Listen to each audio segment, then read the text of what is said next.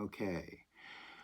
Well, it's very late in the night, and I've had this kind of spur of the moment, more or less, impulse to talk not about a specific poem just now, but uh, offer, I guess, as bonus content, um, just a few remarks about an issue or a question that comes up from time to time, I think, in people's minds, and they may talk about it as to the best or most correct or most, let's say, authentic way to experience certain forms of literature, um, certain forms of it, certain specific pieces of literature, or the literature of a certain time, perhaps, including poetry. And I have the egregious Elon Musk to thank for bringing this to the front of my mind and making me want to address it a little bit here. So, Musk, within the last couple of weeks,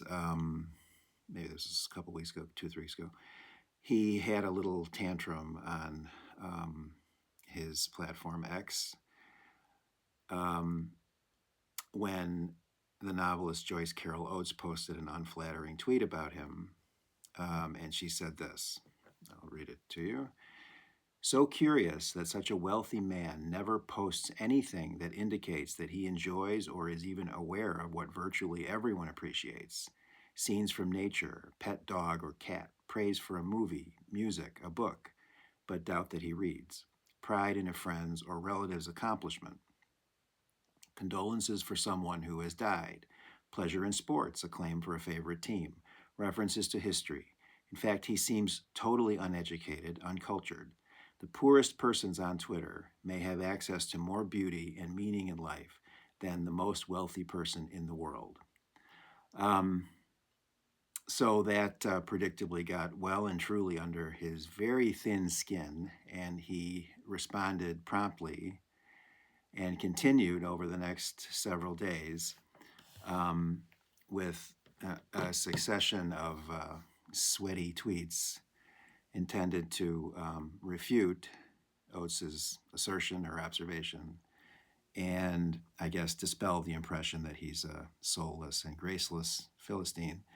Um, all he did, of course, was once again expose to the world's pitiless gaze his gargantuan insecurities and his ignorance.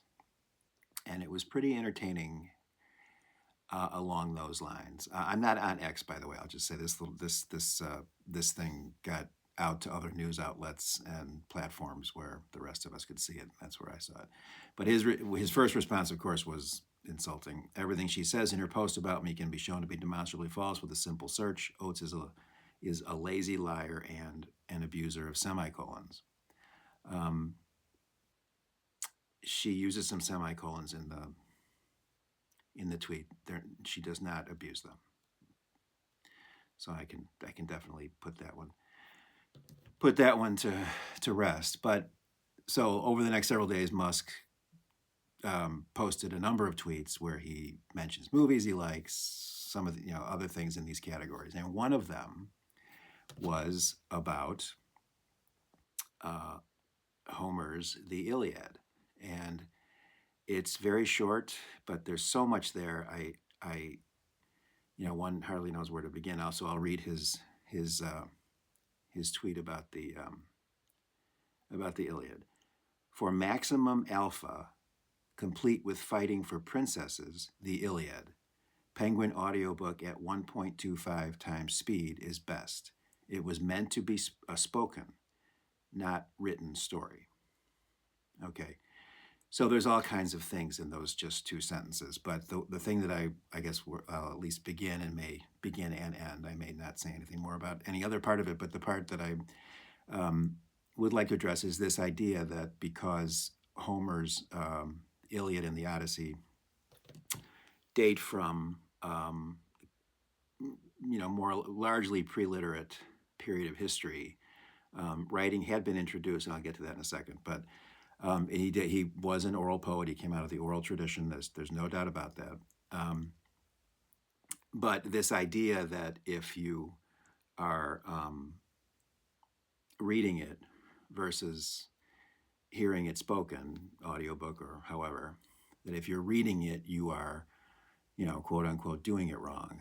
Um, there used to be that phrase, "you're doing it wrong," used to be. I don't see it much anymore, but it was for a while there. It was kind of a meme phrase that you would see in different kinds of online publications. I associate it with Slate magazine. I think they used it as a rubric for a whole series of articles, just recurring articles about doing this, doing that, and the way that each one of them, uh, whatever they were talking about, would um, say essentially that the most common way that something is done is the wrong way, and it should be done this way.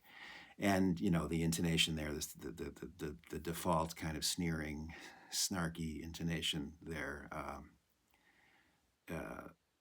is something that I wish we would get over.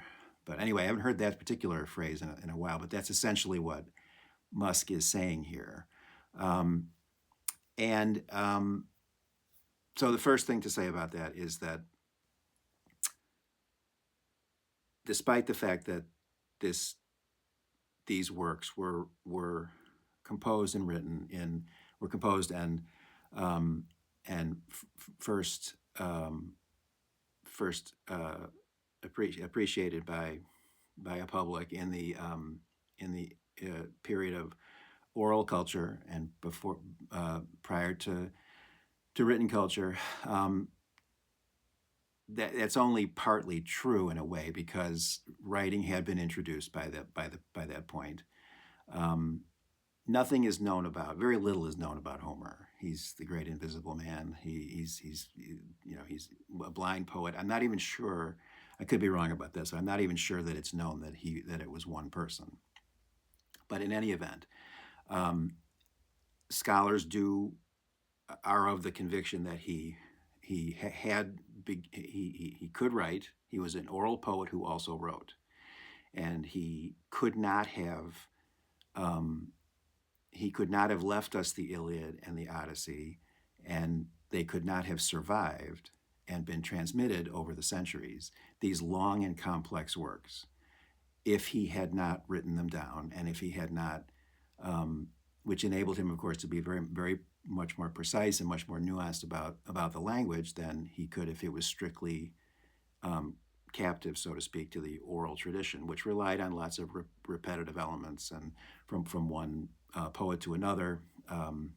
These works had these kind of stock elements um, that don't really have that much as great a presence in the Iliad and the Odyssey. So um, written culture is present in the artifact that we have that is called the Iliad.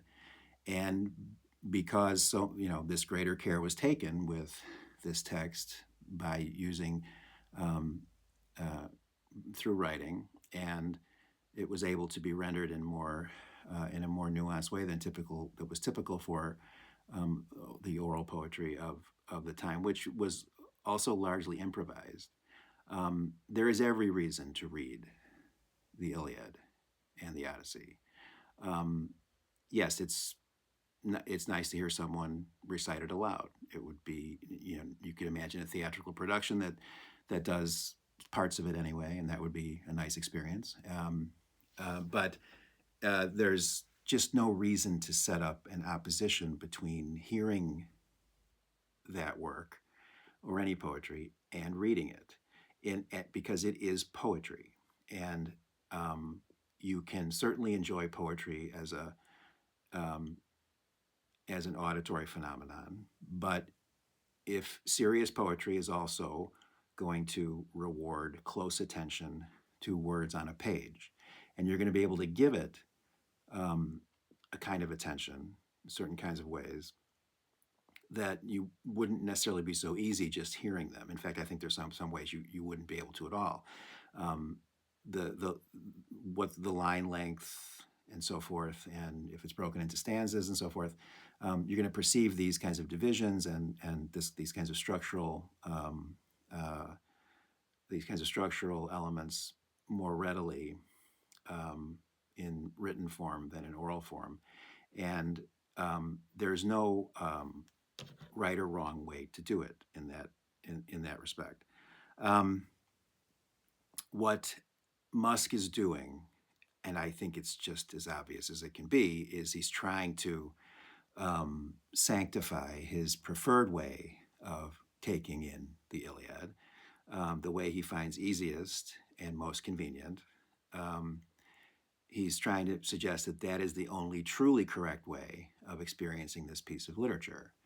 And he's essentially saying that you're doing it wrong to anyone who prefers, or for whatever reason, uh, some, does something else, like reading it from a book. Um, so he kind of gives the game away there when he, as to his just deadness to the poetry um, that is here, by mentioning that the best way to do it is to read it at 1.25 uh, times the normal speed. So um, he's not experiencing the poetry really at all if he's reading it at speed. Um, if you really wanted to do that, you would not speed it up. You would take it in its normal at its normal cadence and savor the language and try to get something out of it. So what he's doing is trying to extract as easily and quickly and efficiently as possible the plot points from the Iliad, as though he's mining information or data from uh, some kind of file or whatever. Um, and that's probably about all there is to it for him. So um, if that's his way of taking it in, I mean, honestly, cheers. It's better than nothing. I mean, do it. That's fine. But it would be it would be nice if he didn't try to say that that's the only legitimate way to do it. But that's not what we get with Elon. So, and then of course, the other thing that gives the game away is when he talks about the alpha part of it. If you want, this alpha male thing. I mean, that shows you right off the top that he's not opening himself to this. I mean, if you want to talk about doing it wrong, um, you're doing it wrong if you are reading yourself into the poem and not letting it read itself into you, not opening yourself to it and letting it, um, you know, come into you and change your perspectives on things, maybe change your, um, cha- uh, uh, um, put some stress on your moral imagination. Letting it in. He's not letting it in. He's imposing on this work his own, um,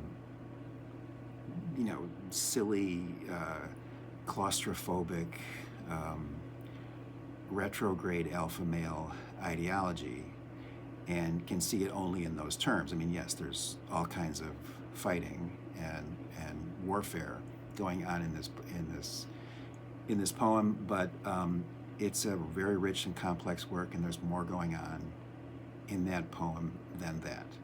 So there's every reason in the world to read it in book form. It's also, as I say, it can be very nice to listen to it if it's done well. I would say it's not a good idea to read it at speed. Let it I'm sorry, listen to it at speed. Listen to it in its normal velocity, and try to enjoy the language. Okay. Um,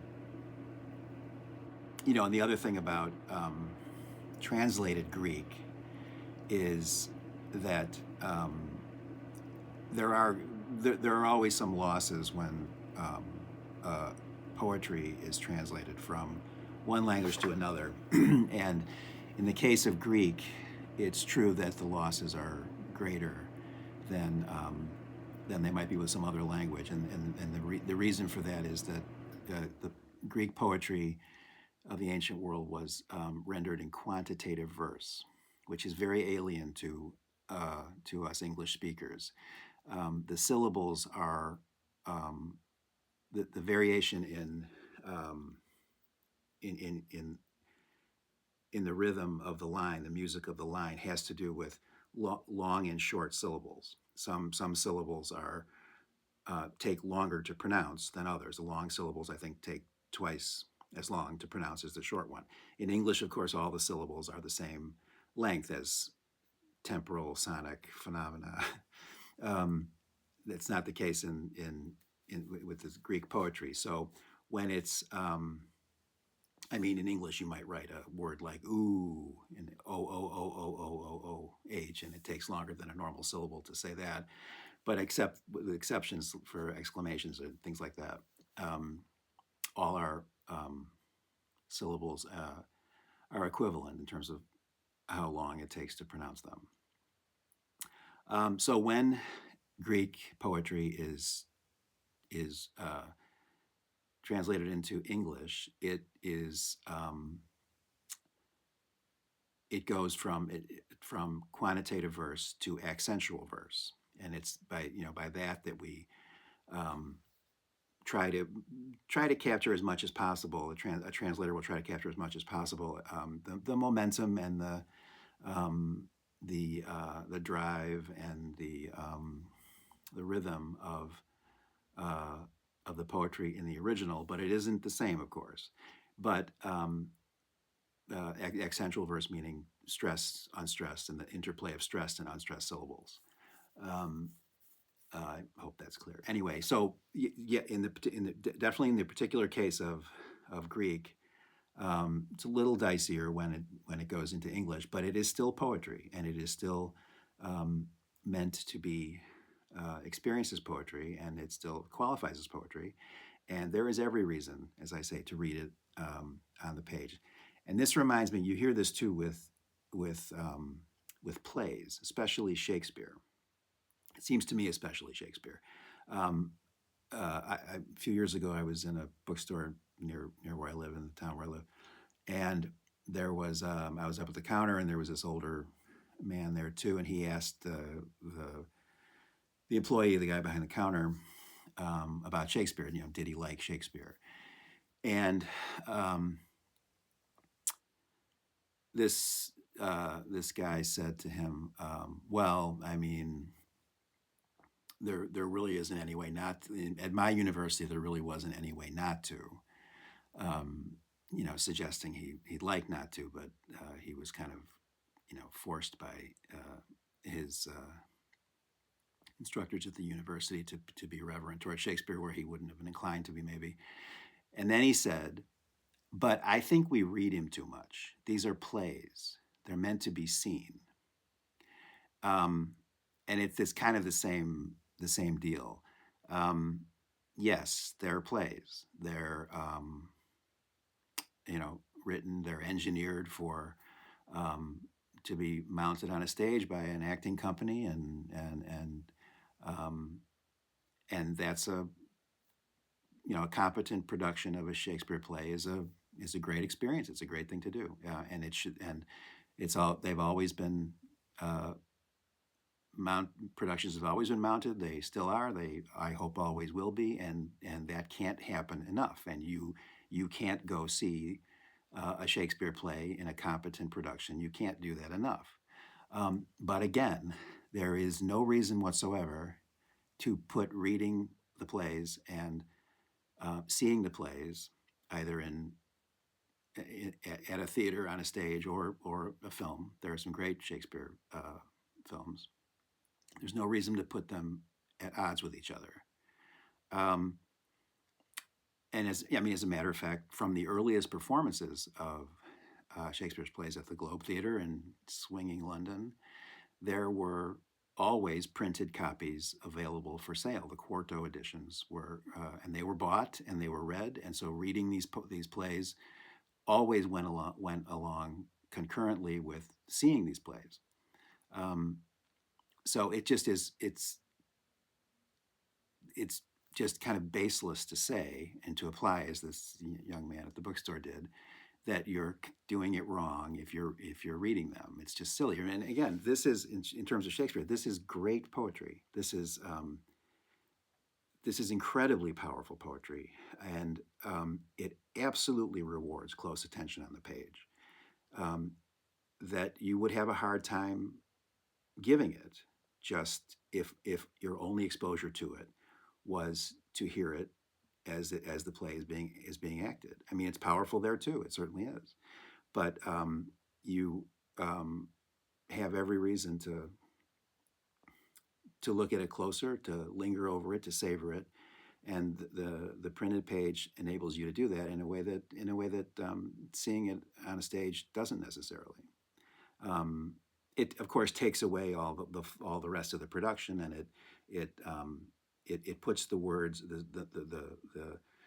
the stage play puts it in a more recognizably lived context, and you have everything else going on, and that's all great. You do lose that with when you read it versus see it, and you have to use your imagination for those parts more. But the language being extracted from that um, kind of presentation, there's value in that too. There's tremendous value in that too, and uh, so you can't see enough productions, and you can't read them enough. Then there's no reason to see one as excluding the other. Okay, the only thing, the only you're doing it wrong. The only legitimate you're doing it wrong is someone saying you're doing it wrong. I wouldn't even say that Musk is doing it wrong um, by taking in the Iliad in his way. I would, if anybody who told me they were listening to it at an accelerated speed, I would suggest to them not doing that. But hey, you know, that's the way it goes. Okay, so that's all that I'm going to say about that. Um, the last, I don't know, few poems that I've talked about have been on the more difficult side. So it's just a program note here. The next one I'm going to do is going to be something by Thomas Hardy. It's going to be a little more straightforward, at least, at least on the surface, it's more straightforward. Um, and so I'm going to do that, and they'll be coming in the next several days. So, okay, with that, I hope you've enjoyed this bonus content, and maybe there's some other issues that I might want to talk about down the road, in lieu of talking about a specific poem every once in a while. I may talk about, do something about various manifestos about poetry that have been written. Some of the great ones, and from long ago, and even and more recently. I think that might be a good thing to do. But anyway, that's down the road. Okay, thanks.